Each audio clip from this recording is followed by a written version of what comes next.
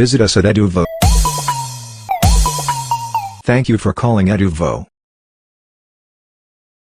I already showed you that you can hit Command or Control and hover over the things that you're interested in and click on them to have a look at the source code for these things. And that can be helpful for understanding what happens internally if you're interested in that. Now, of course, you also might be wondering, what can I configure on the widget? What's the idea behind the widget? And which widgets do exist? And that can also be answered. For this, the official documentation is a great place. You find it on flutter.dev, and there you can click on Docs. Now here you have a bunch of general documentation which can be interested, and you also have the widgets catalog.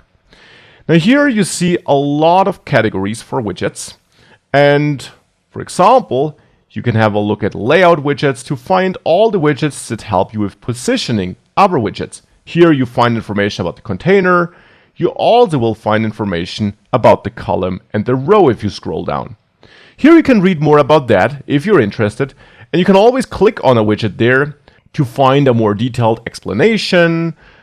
Here for container, it's pretty vast and pretty extensive documentation. Some widgets also have shorter docs.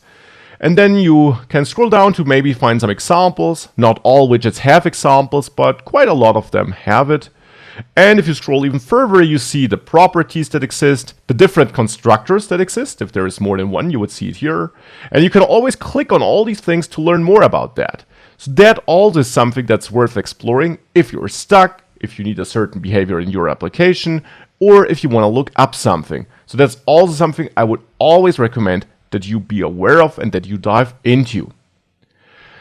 And with that, that's enough of Dart and technical background for the moment. Again, and I'm really just emphasizing this because it is a lot of new content to digest. If one or the other thing is unclear, we'll go through all of that throughout this course. No worries. So for the moment, we have our own custom stateless widget. It receives external data. It changes when that data changes, and therefore the UI rebuilds this widget if that data changes. And we added our first basic styling and positioning here. So our app is slowly taking shape, but more importantly, we already learned a lot of important core functionalities and behaviors of Flutter and Dart. Let's continue that road.